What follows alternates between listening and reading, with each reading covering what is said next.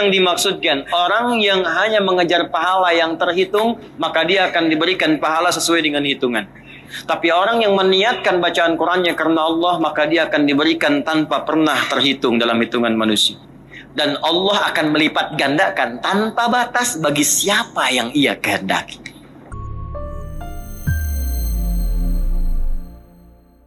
Karena itu dalam pendapat yang kedua disebutkan, kalau kita ingin maksimal menjadikan itu, maka mudhafkan, idofatkan, dekatkan, tempelkan.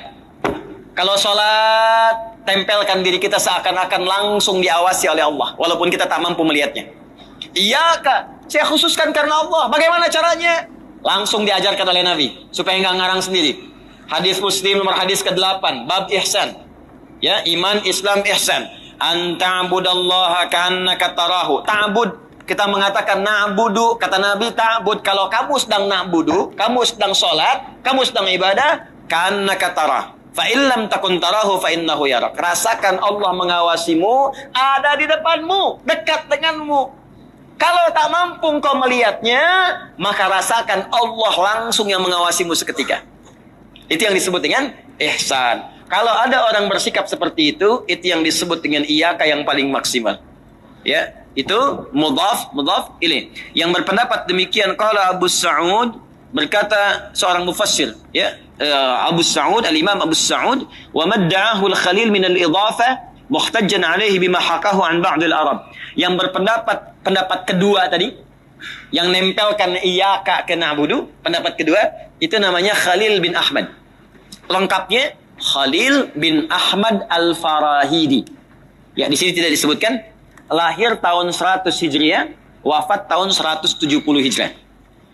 Siapa Al-Khalil bin Ahmad Al-Farahidi ini? Khalil bin Ahmad Al-Farahidi ini seorang pertama pakar di bidang bahasa. Ya, pakar bidang bahasa Arab. Beliau pengarang kitab namanya Mu'jam Al-Ain.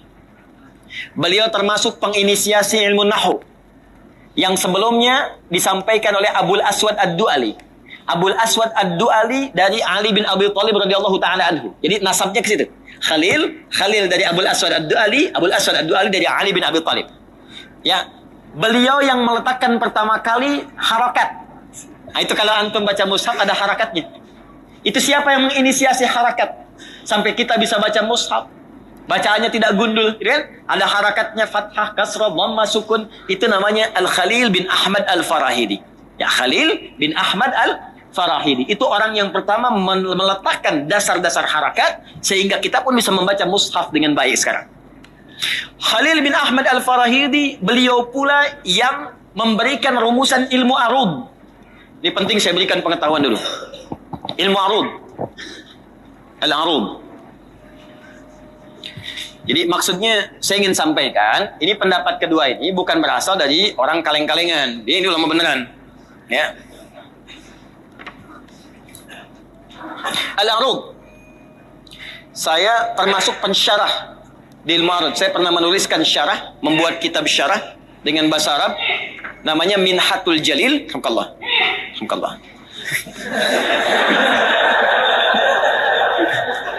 Saya tunggu sekali lagi. Dapat tisu. Alhamdulillah. Ya, ada bersin kita jawab ya. Bersin. Ya. Ada lagi? Baik. Itu orang sudah pasti kalau dikenal. Kalau sudah arud, ini Khalil. Khalil bin Ahmad Al-Farahidi. Saya sempat menuliskan, mengarang sebuah kitab namanya Minhatul Jalil bi Ta'rif Arud Al-Khalil. Ini syarah kitabnya, arudnya Khalil bin Ahmad, ya, Minhatul Jalil bi Ta'rif Arud Al-Khalil. Cuman sayang saat terjadi peristiwa di Tripoli itu, ya itu bukunya, filenya, laptopnya yang kita titipkan di salah satu tempat ternyata terbawa semuanya. Ya, dan semoga bermanfaat insyaallah. Dan yang penting ikhtiar kita sudah selesai. Ya, kalau kita semua kerjakan berusaha karena Allah, maka nggak akan banyak kekecewaan dalam benak kita. Tapi kalau antum semua kerjakan karena harapan dunia tertentu, banyak kecewanya, Bu. Ibu kalau merawat anak bukan karena Allah, ibu pasti akan banyak kecewanya. Bapak juga begitu. Ya, kalau antum mau sederhana aja, mau taklim ke sini bukan karena Allah, banyak kecewa antum. Tiba-tiba sayanya nggak bisa datang. Ya, kemana? Dasar DKM nih, DKM yang kena tuh. Ya, terus semuanya, jadi nggak enak nantinya. Arud ini ilmu penting untuk mengetahui 3 hal. 1, untuk menilai kualitas syair atau qasidah yang disampaikan oleh orang Arab. Jadi kalau Anda ingin mengetahui kualitas syair atau puisi yang disampaikan orang-orang Arab, maka ini dasar ilmunya. Karena orang Arab itu keutamanya di sastra. Nah, nanti yang kedua, untuk membedakan Al-Quran dengan syair, itu mesti paham ilmu arud. Karena waktu Nabi diturunkan oleh Allah Al-Quran, dituduh oleh orang-orang Arab pada saat itu, ini syair nih. Maka turun bahasa Al-Quran, wa ma huwa biqauli syair.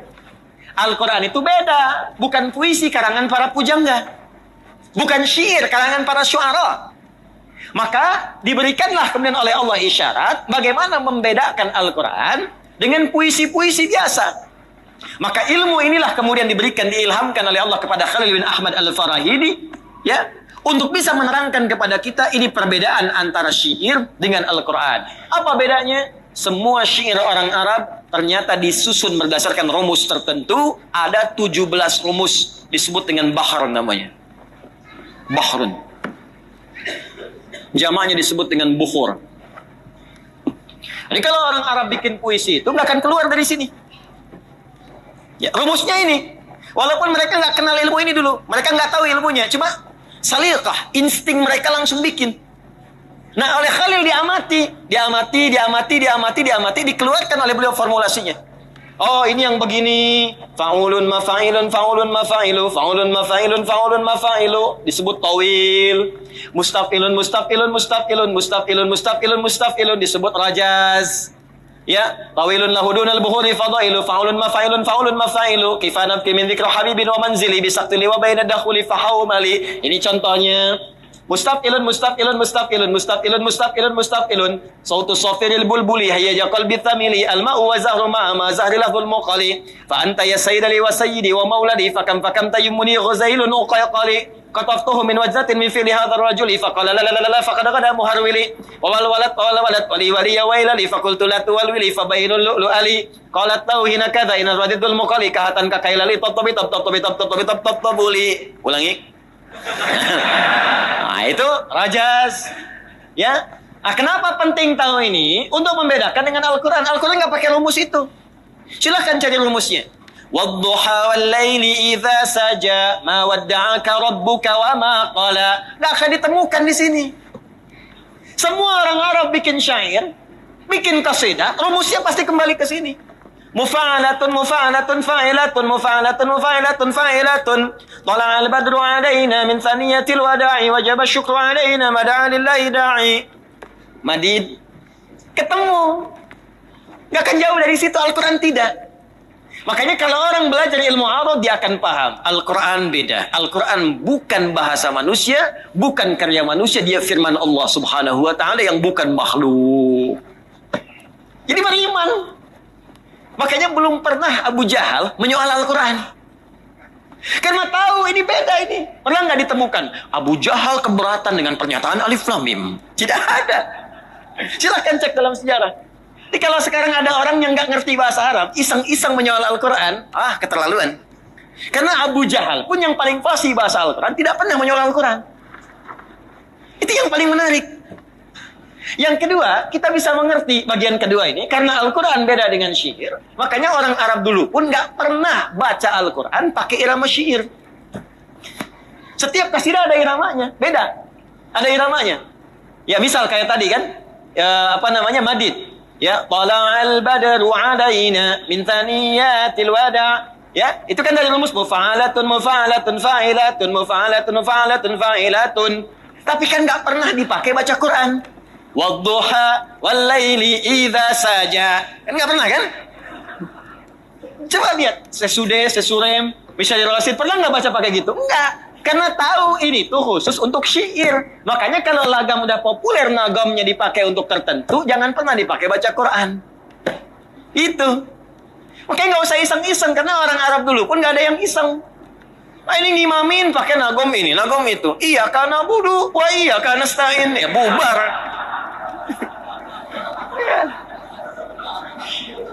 Ini bukan persoalan Islam lokal dengan Islam global. Satu ibadah tuh nggak pernah beda-beda gitu. Dari dulu sampai sekarang, kalau kita paham ilmu, nggak akan tersesat dalam beribadah. Ngerti ya sampai sini ya? Itu yang saya maksudkan. Nah, manfaat yang ketiga, Bapak Ibu sekalian, sebetulnya ada bagian kedua, cabangnya lagi. Jadi kalau kita paham ilmu arud, itu Anda bisa memahami cepat kaidah dasar-dasar ilmu. Karena para ulama dulu kalau ingin menyederhanakan pengetahuan dan dipahami dengan cepat, maka dia akan membuat sebuah nazam yang diambil dari ilmu arud. Contoh, orang dulu bikin puisi, cuman bikin puisi saja dari ilmu arud. Ketika kemudian ilmu dikendalikan oleh orang-orang Islam, maka ilmu arud dipakai untuk membuat nazam, memaksimalkan pengetahuan-pengetahuan yang dipelajari. Maka muncullah ilmu nahwu yang bahasanya banyak. Maaf, sorof yang berjilid-jilid kitabnya cuman disusun jadi 1002 bait disebut dengan alfiyah. Kalamuna lafdhun mufidun kastaqim wasmun wa fi'lun thumma harfunil kalim wahiduhu kalimatun wal qawlu am wa kalimatun biha kalamun qad yu'am bil jarni wat tanwini wan nida wa al mustadin lil ismi tamyizun hasal bita fa'alti atat wa ya if'ali wa nun iqbalan fi'lun yanjalli. Contoh, itu kalau Anda hafal itu saja, paham itu, Anda menguasai ilmu nahwu dan sharaf. 1002 bait. Ada Alfiyah Suyuti di ilmu hadis. Ada Asy-Syatibi dalam qiraat. Jadi kalau kita hafal itu, mengerti kita ilmu. Makanya orang-orang Arab dulu itu, ya, Nabi pun mewasiatkan, Umar bin Khattab yang paling perhatian. Kalau Anda ingin tahu tentang makna orang-orang Arab, lihat pada puisi mereka. Kalau Anda ingin tahu kejadian tahun jahiliyah sebelum lahirnya Nabi, tahun sekian, Anda terjadi apa? Cek puisinya orang Arab. 150 tahun sebelum lahir Nabi, Imre el-Qais pernah melihat seorang pemuda patah hati di tepian sebuah lembah. Ya, itu kisahnya ada dan itu bisa jadi sejarah, tulis, dikeluarkan jadi ilmu. Yang ketiga, ilmu arud itu bisa digunakan untuk mensyukuri nikmat Allah dalam pemberian pahala pada setiap amal. Contoh, nih, ini jarang dikaji nih, ya.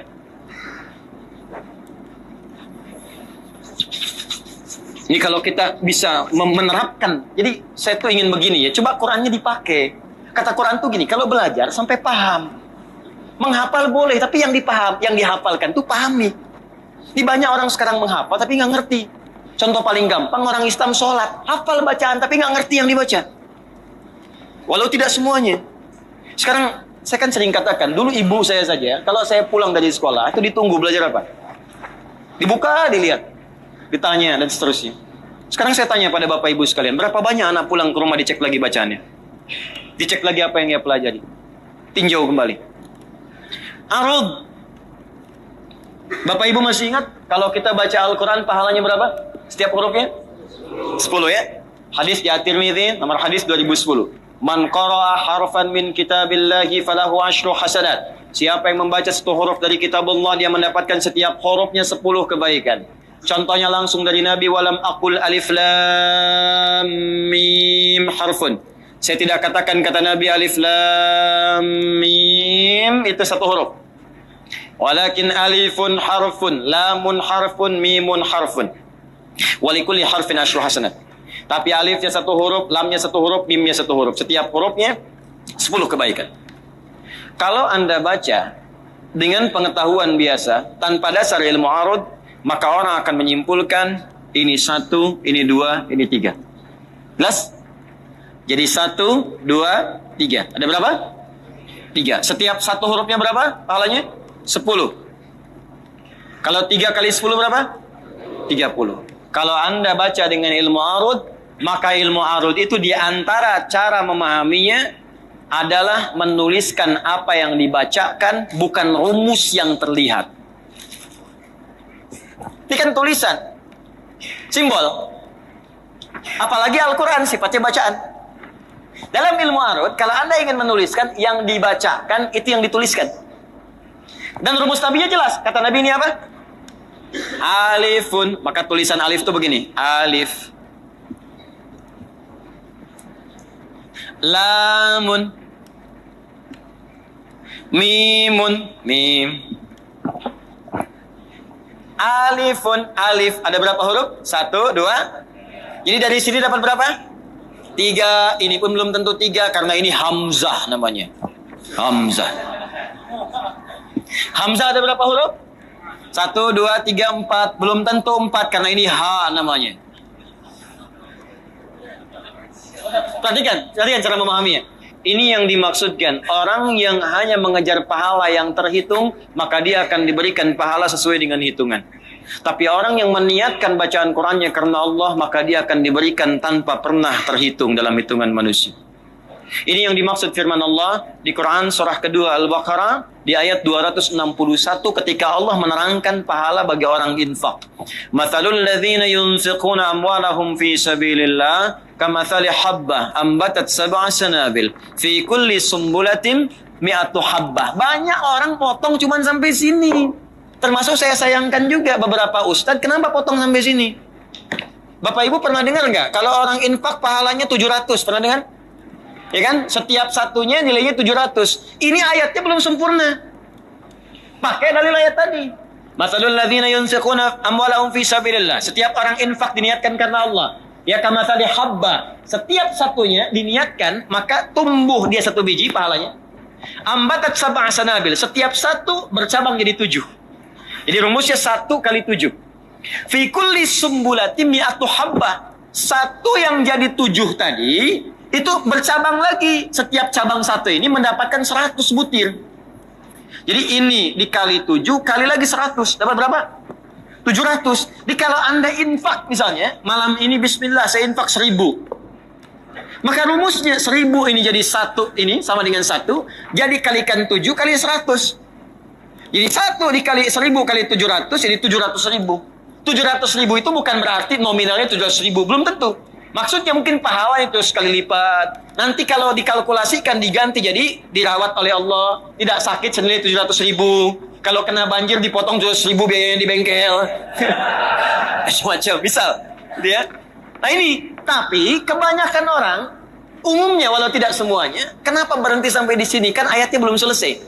Wallahu yudha'ifu liman yasha'. Dan Allah akan melipat gandakan tanpa batas bagi siapa yang ia kehendaki. Maka jadilah kita kepada yang dikehendaki itu supaya pahala dilipat gandakan tanpa batas.